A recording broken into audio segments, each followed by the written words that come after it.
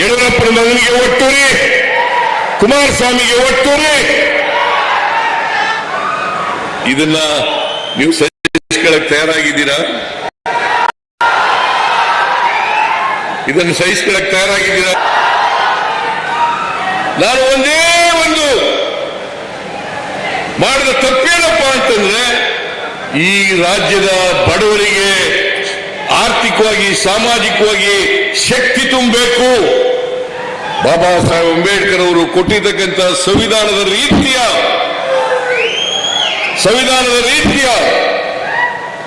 ಬರೀ ರಾಜಕೀಯ ಸ್ವಾತಂತ್ರ್ಯ ಸಿಕ್ಕಿದ್ರೆ ಸಾಲದು, ಎಲ್ಲ ಬಡವರಿಗೂ ಕೂಡ ಸಾಮಾಜಿಕ ಸ್ವಾತಂತ್ರ್ಯ ಸಿಕ್ಕಬೇಕು, ಆರ್ಥಿಕ ಸ್ವಾತಂತ್ರ್ಯ ಸಿಕ್ಕಬೇಕು. ಆಗ ಮಾತ್ರ ಬಸವಾದಿ ಶರಣರು ಹೇಳಿದಂತ ಸಮ ಸಮಾಜವನ್ನು ನಿರ್ಮಾಣ ಮಾಡಲಿಕ್ಕೆ ಸಾಧ್ಯ ಆಗ್ತದೆ. ಹೌದಲ್ಲ? ನೀವೆಲ್ಲ ಸ್ವಾಭಿಮಾನದಿಂದ ಬದುಕಬೇಕಲ್ಲ? ಸ್ವಾಭಿಮಾನದಿಂದ ಬದುಕಬೇಕಾದ್ರೆ ಆರ್ಥಿಕವಾಗಿ ಶಕ್ತಿ ಇರಬೇಕಲ್ಲ? ನಿಮ್ಗೆಲ್ಲರಿಗೂ ಶಿಕ್ಷಣ ಸಿಗ್ಬೇಕಲ್ಲ? ಇದು ನಾವು ಮಾಡಿದಂತ ಅವ್ರ ಪ್ರಕಾರ ದೊಡ್ಡ ತಪ್ಪು. ಅದನ್ನು ಸಹಿಸ್ಕೊಳ್ಳಕ್ಕಾಗ್ಲಿಲ್ಲ ಅವರಿಗೆ. 371J ಬಿಜೆಪಿಯವರು ಮಾಡಲಿಲ್ಲ. ಮಹದೇವಪ್ಪ ಪ್ರಸ್ತಾಪ ಮಾಡಿದ್ರು. ವಾಜಪೇಯಿ ಅವರು ಪ್ರಧಾನಮಂತ್ರಿ ಆಗಿರುವಾಗ, ಲಾಲ್ ಕೃಷ್ಣ ಅದ್ವಾನಿ ಅವರು ಉಪ ಪ್ರಧಾನಿ, ಈ ದೇಶದ ಹೋಮ್ ಮಿನಿಸ್ಟರ್ SM ಕೃಷ್ಣ ಅವರು ಈ ರಾಜ್ಯದ ಮುಖ್ಯಮಂತ್ರಿಯಾಗಿ ಪತ್ರ ಬರೀತಾರೆ. 371J ಮಾಡಿ ಸಂವಿಧಾನಕ್ಕೆ ತಿದ್ದುಪಡಿ ತಗೊಳ್ಳಿ ಅಂತೇಳಿ. ಅದಕ್ಕೆ ಉತ್ತರ ಏನ್ ಕೊಡ್ತಾರೆ ಗೊತ್ತಾ ಅದ್ವಾನಿಯವರು? ಮಾಡಕ್ಕಾಗಲ್ಲ. ರೈಟಿಂಗ್ ಅಲ್ಲಿ ಕೊಟ್ಟಿದ್ದಾರೆ, ಮಾಡಕ್ಕಾಗಲ್ಲ.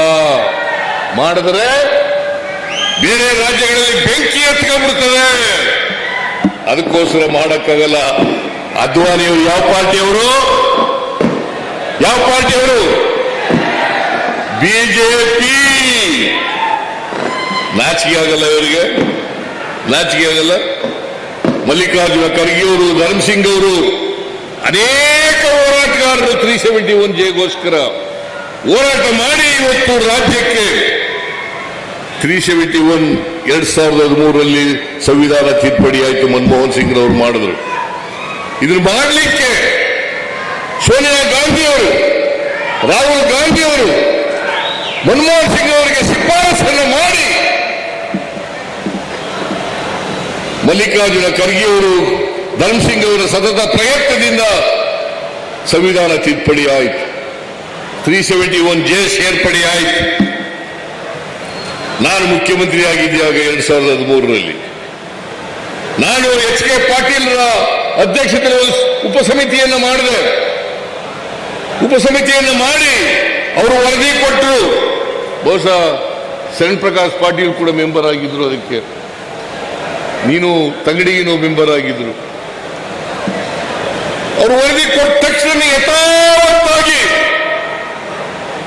ಜಾರಿಗೆ ಕೊಡ್ತಕ್ಕಂಥ ಆ ವರದಿಯನ್ನು ಜಾರಿ ಕೊಡ್ತಕ್ಕಂಥ ಕೆಲಸವನ್ನು ಮಾಡಿತು.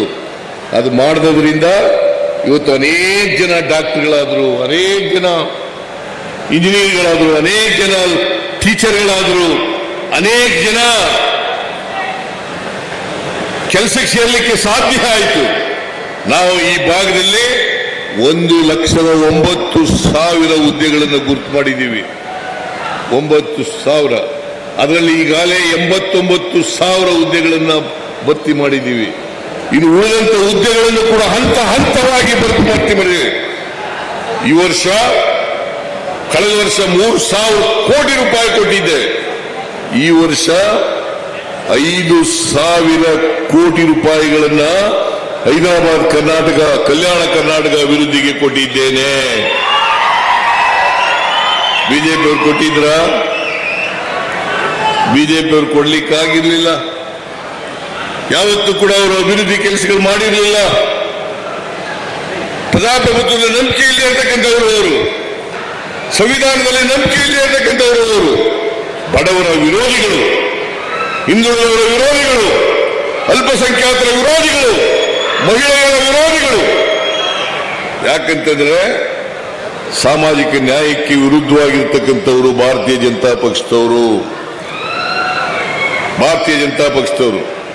ಅದರಿಂದ ಇವತ್ತು ನಾನು ಒಬ್ಬ ಹಿಂದುಳಿದ ಸಮಾಜದಿಂದ ಬಂದವನಾಗಿ 2ನೇ ಬಾರಿ ಮುಖ್ಯಮಂತ್ರಿ ಆದ್ಮೇಲೆ ಸಹಿಸಿಕೊಳ್ಳಲಿಕ್ಕೆ ಆಗಲಿಲ್ಲ ಅವರಿಗೆ. 2ನೇ ಸಾರಿ ಮುಖ್ಯಮಂತ್ರಿ ಆಗಿರ್ತದ್ದು ಸಹಿಸಿಕೊಳ್ಳಲಿಕ್ಕೆ ಆಗಲಿಲ್ಲ. ಮತ್ತೆ ಬಡವರ ಪರವಾಗಿ ಅನೇಕ ಕೆಲಸಗಳನ್ನ ಮಾಡಲಿಕ್ಕೆ ಪ್ರಾರಂಭ ಮಾಡಿದ ಮೇಲೆ ಅವ್ರಿಗೆ ಇನ್ನೂ ಕೂಡ ಹೇಗಾದರೂ ಮಾಡಿ ಸಿದ್ದರಾಮಯ್ಯನವರನ್ನ ಅಧಿಕಾರದಿಂದ ಇಳಿಸಬೇಕು. ದಿನನಿತ್ಯ ನೋಡಿ ಯಾವುದೇ ಕಾರಣ ಇದ್ದೇನೆ ರಾಜೀನಾಮೆ ಕೊಡಿ. ನನಗೂ ಬೇಸರ ಆಗ್ಬಿಟ್ಟಿದೆ. ಆದ್ರೆ ನಿಮಗೋಸ್ಕರ ನನ್ನ ಹೋರಾಟವನ್ನ ಮುಂದುವರಿಸ್ತೇನೆ. ಯಾವತ್ತೂ ಕೂಡ ಎದುರಿ ಓಡುವವನಲ್ಲ. ನಿಮ್ಮ ಆಶೀರ್ವಾದ ಎಲ್ಲಿವರೆಗೆ ಇರ್ತದೆ ಅಲ್ಲಿವರೆಗೆ ನನ್ನನ್ನ, ಯಾಕಂದ್ರೆ ನಾನು ಏನು ತಪ್ಪು ಮಾಡಿಲ್ಲ. My conscious is very clear. Mahatma Gandhiji ಅವರು ಒಂದು ಮಾತು ಹೇಳಿದ್ರು, ಎಲ್ಲ ನ್ಯಾಯಾಲಯಗಳಿಗಿಂತ ಆತ್ಮಸಾಕ್ಷಿ ನ್ಯಾಯಾಲಯ ಇದೆಯಲ್ಲ ಅದು ಎಲ್ಲಕ್ಕಿಂತ ಮೇಲ್ಗಡೆ ಇರ್ತಕ್ಕಂಥದ್ದು. ಎಲ್ಲ ನ್ಯಾಯಾಲಯಗಳಿಗಿಂತ ಮೇಲ್ಗಡೆ ಇರ್ತಕ್ಕಂಥದ್ದು. ನಾನು ಆತ್ಮಸಾಕ್ಷಿಗೆ ಅನುಗುಣವಾಗಿ ಕೆಲಸ ಮಾಡ್ತೀನೋ ಹೊರತು ಇವರ ದೊಡ್ಡ ಬಜೆಟ್ ಕೊಟ್ಟಿರ್ತಕ್ಕಂಥ ರಾಷ್ಟ್ರದಲ್ಲಿ ಯಾರಾದರೂ ಇದ್ರೆ ಅದು ಸಿದ್ದರಾಮಯ್ಯನವರು ಮಾತ್ರ. ಅವ್ರಿಗೆ ಆ ಶಕ್ತಿ ಆ ದೇವರು ಕೊಟ್ಟಿದ್ದಾರೆ, ಈ ರಾಜ್ಯದ ಜನರು ಕೊಟ್ಟಿದ್ದಾರೆ. ಹಾಗಾಗಿ ಅವರು ಕೊಡ್ತಕ್ಕಂಥ ಪ್ರತಿಯೊಂದು ಬಜೆಟ್ನಲ್ಲಿ ಜೀವನತಲದರ ಬಗ್ಗೆ, ಶೋಷಿತ ವರ್ಗದ ಬಗ್ಗೆ, ಬಡವರ ಬಗ್ಗೆ, ರೈತರ ಬಗ್ಗೆ, ಮಹಿಳೆಯರ ಬಗ್ಗೆ, ಯುವಕರ ಬಗ್ಗೆ ಎಲ್ಲ ಕಾರ್ಯಕ್ರಮಗಳಲ್ಲಿ ಅವ್ರಿಗೆ ಅನುಕೂಲವಾಗುವಂಥ ಅನೇಕ ಯೋಜನೆಗಳು ಜಾರಿಗೆ ತಂದು ಅನೇಕ ಭಾಗ್ಯಗಳ ಮುಖಾಂತರ ಹಿಂದಿನ ಸರ್ಕಾರದಲ್ಲಿ ಸಹಕಾರ ಮಾಡಿದ್ದಾರೆ. ಮುಂದುವರೆದ ನಂತರ ಈ ಸಾರಿ ಚುನಾವಣೆಗೆ ಹೋಗ್ತಕ್ಕಂಥ ಸಂದರ್ಭದಲ್ಲಿ ಶ್ರೀಮಾನ್ ಸಿದ್ದರಾಮಯ್ಯನವರು ಪಕ್ಷದ ಅಧ್ಯಕ್ಷರಾಗಿರ್ತಕ್ಕಂಥ ಡಿ.ಕೆ. ಶಿವಕುಮಾರ್ ಅವರು ಹೈಕಮಾಂಡ್ದವ್ರ ಜೊತೆಯಲ್ಲಿ ಚರ್ಚೆ ಮಾಡಿ ರಾಷ್ಟ್ರದಲ್ಲಿ ಪ್ರಥಮ ಬಾರಿಗೆ ನಾವೊಂದು ಪ್ರಯೋಗ ಮಾಡ್ತೀವಿ, ಜನರಿಗೆ ಚುನಾವಣೆ ಮುಂದೆ ನಾವು ಆಶ್ವಾಸನೆ ಕೊಟ್ಟು ಅವರ ಆಶೀರ್ವಾದದಿಂದ ಅಧಿಕಾರಕ್ಕೆ ಬಂದರೆ ತಕ್ಷಣ ಅವನ್ನೆಲ್ಲರೂ ಜಾರಿಗೊಳಿಸ್ತೀವಿ ಅಂತ ಮಾತನ್ನು ಇಡೀ ರಾಜ್ಯದಲ್ಲಿ ಅವರು ಪ್ರಚಾರ ಮಾಡೋದ ಮುಖಾಂತರ ಈ ರಾಜ್ಯದ ಜನರು ಹಿಂದೆಂದು ಕೊಡದಂಥ ರೀತಿಯಲ್ಲಿ 135 ಶಾಸಕರನ್ನು ಇವತ್ತು ಬೆಂಬಲಿಸಿ ಶ್ರೀಮಾನ್ ಸಿದ್ದರಾಮಯ್ಯನವರ ನಾಯಕತ್ವದಲ್ಲಿ ಇವತ್ತು ರಾಜ್ಯದಲ್ಲಿ ಕೆಲಸ ಮಾಡಲಿಕ್ಕೆ ತಾವೆಲ್ಲರೂ ಅವಕಾಶ ಕೊಟ್ಟಿದ ತಕ್ಷಣ ಏನು ಅವರು ಮಾತುಗಳಂದರೆ ಈ ರಾಜ್ಯದ ಜನರಿಗೆ ಆಶ್ವಾಸನೆ ಕೊಟ್ಟಿದ್ದರು, ಅದರಂತೆ 5 ಗ್ಯಾರಂಟಿಗಳನ್ನು 56,000 ಕೋಟಿ ಖರ್ಚು ಮಾಡಿ ಇವತ್ತು ಈ ಭಾಗದ ಜನರಿಗೆ ಅನುಕೂಲ ಮಾಡಿಕೊಡ್ತಕ್ಕಂಥ ಒಂದು ಪ್ರಯತ್ನ ಮಾಡ್ತಾಯಿದ್ದಾರೆ. ತಮಗೆಲ್ಲರಿಗೂ ಅದು ಆ ಪ್ರಯೋಜನ ತಾವೆಲ್ಲರೂ ಪಡಿತಾ ಇದ್ರಿ. ಇವತ್ತು ನಮ್ಮ ರಾಯಚೂರು ಜಿಲ್ಲೆಯಲ್ಲಿ 7 ಕ್ಷೇತ್ರಗಳಲ್ಲಿ ಈ ಗೃಹಲಕ್ಷ್ಮಿ ಯೋಜನೆಯಲ್ಲಿ 1,003 ಕೋಟಿ ಈಗಾಗಲೇ ಒಂದು ವರ್ಷದಲ್ಲಿ ಈ ಭಾಗಕ್ಕೆ ಬಂದಿದೆ. ಅದರಾಗೆ ಯುವನಿಧಿ ಯೋಜನೆಯಲ್ಲಿ 21 ಕೋಟಿ ಬಂದಿದೆ. ಶಕ್ತಿ ಯೋಜನೆಯಲ್ಲಿ 142 ಕೋಟಿ ಆಗಿದೆ. ಗೃಹಜ್ಯೋತಿ ಯೋಜನೆಯಲ್ಲಿ 167 ಕೋಟಿ, ಅನ್ನಭಾಗ್ಯ ಯೋಜನೆಯಲ್ಲಿ 264 ಕೋಟಿ, ಒಟ್ಟಾರೆ 1,598 ಕೋಟಿ ಈಗಾಗಲೇ ಒಂದು ವರ್ಷದಲ್ಲಿ ಈ ರಾಯಚೂರು ಜಿಲ್ಲಾ ಜನರಿಗೆ ಅನುಕೂಲ ಆಗಿರ್ತಕ್ಕಂಥ ವಿಷಯವನ್ನು ತಾವು ಗಮನಿಸಬೇಕು.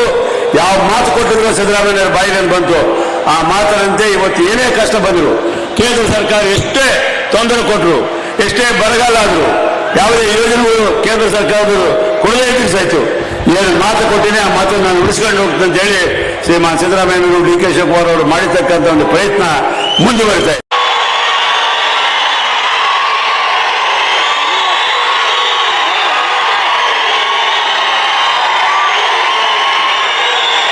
ಯಾವುದೇ ರೀತಿಯಾದಂತಹ ಕತ್ತಲನ್ನ ಸರಿಪಡಿಸುವಂತ ಶಕ್ತಿಯನ್ನ ಒಂದು ದೇವರು ನೀಡಿ ಅಂತ ಹೇಳಿ ನಾವೆಲ್ಲರೂ ಕೂಡ ಒಂದ್ಸತಿ ಸೌಂಡ್ ಮಾಡಿ ನೋಡೋಣ ಎಲ್ಲರೂ.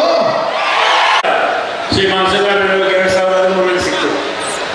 ಅಂದಿನಿಂದ 5 ವರ್ಷ ಕಾಲ ಸತತವಾಗಿ ಈ ಭಾಗದ ಅಭಿವೃದ್ಧಿಗೆ, ಈ ಭಾಗದ ಶಿಕ್ಷಣಕ್ಕೆ, ಈ ಭಾಗದ ನೇಮಕಾತಿಗೆ ಎಲ್ಲ ರೀತಿಯಾದಂಥ ಪ್ರಾಮಾಣಿಕ ಪ್ರಯತ್ನಗಳು ಮಾಡಿ ನಮ್ಮೆಲ್ಲ ಶಾಸಕರಿಗೆ ಇರತಕ್ಕಂಥ ಸಚಿವರಿಗೆ ಸಹಕಾರ ಕೊಟ್ಟು ಸಾವಿರಾರು ಸಂಖ್ಯೆಯಲ್ಲಿ ಇವತ್ತು MBBS ಸೀಟ್ಗಳು ಸಿಗಲಿಕ್ಕೆ, ಕ್ಲಾಸ್ 1 ಆಫೀಸರ್ಗಳಾಗಲಿಕ್ಕೆ, ಇಂಜಿನಿಯರ್ಗಳಾಗಲಿಕ್ಕೆ, ಪೋಸ್ಟ್ ಗ್ರಾಜುಯೇಷನ್ ಆಗಲಿಕ್ಕೆ ಅವಕಾಶ ಇರ್ತಕ್ಕಂಥದ್ದು ಶ್ರೀಮಾನ್ ಸಿದ್ದರಾಮಯ್ಯನವರು, ರಾಷ್ಟ್ರ ಮಟ್ಟದಲ್ಲಿ ಶ್ರೀಮಾನ್ ಮಲ್ಲಿಕಾರ್ಜುನ ಖರ್ಗೆ ಅವರು. ಅವರೆಲ್ಲ ತೆಗೆದವರಿಗೂ, ಜಿಲ್ಲಾ ಉಸ್ತುವಾರಿ ಸಚಿವರಾದ ಶಂಕರರಾಜ್ ಪಾಟೀಲ್ಗೂ, ಎಲ್ಲ ಶಾಸಕ ಮಿತ್ರರಿಗೂ, ವಿಧಾನ ಪರಿಷತ್ ಸದಸ್ಯರಿಗೂ, ವೇದಿಕೆ ತಹಸೀಲ್ದಾರ್ ಹಿರಿಯರಿಗೂ, ಕಾರ್ಯಕರ್ತರ ಭಾಗವಹಿಸಿದ ತಮ್ಮೆಲ್ಲರಿಗೂ ಹಾಗೂ ಮಾಧ್ಯಮ ಸ್ನೇಹಿತರಿಗೂ ಒಂದ್ಸಲ ಮಾತನಾಡುತ್ತೇನೆ. ಧನ್ಯವಾದಗಳು. ಅಭಿವೃದ್ಧಿಯ ಹರಿಕಾರ ಅಂತ ಹೇಳಿದ್ರೆ ನಮ್ಮ ಈಗಿನ ಸನ್ಮಾನ್ಯ ಶ್ರೀ ಸಿದ್ದರಾಮಯ್ಯನವರು ಜನರಿಗೆ ಸ್ಫೂರ್ತಿ ಮುಖಾಂತರ ಸಮಾಜದಲ್ಲಿ ಎಲ್ಲರಿಗೂ ನ್ಯಾಯ ಒದಗಿಸಬೇಕೆಂಬ ಒಂದೇ ಒಂದು ಕಾರಣಕ್ಕೆ ಇವತ್ತು ಶ್ರೀ ಸಿದ್ದರಾಮಯ್ಯನವರು ಈ ರಾಜ್ಯದ ಜನರ ಮುಂದೆ ಬಹಳ ಗಟ್ಟಿಯಾಗಿ ನಿಂತಿದ್ದಾರೆ. ಅವರ ನಿಸ್ವಾರ್ಥ ಸೇವಾ, ನಿಷ್ಕಲ್ಮಶ ಒಂದು ಇತಿಹಾಸ, ಅವ್ರ ಹೋರಾಟ, ಅವ್ರು ಮಾಡುವಂಥ ಯೋಜನೆಗಳು ಇವೆಲ್ಲವೂ ಇಡೀ ರಾಜ್ಯದಲ್ಲಿರ್ತಕ್ಕಂಥ ಜಾತಿ ಧರ್ಮ ಭೇದದ ಪ್ರಶ್ನೆ ಇಲ್ಲ. ಎಲ್ಲ ಬಡವರ್ಗದವರು, ಅಲ್ಲಿ ಶಿಕ್ಷಣ ಇಲಾಖೆಯಲ್ಲಿ ಇರ್ಬೋದು,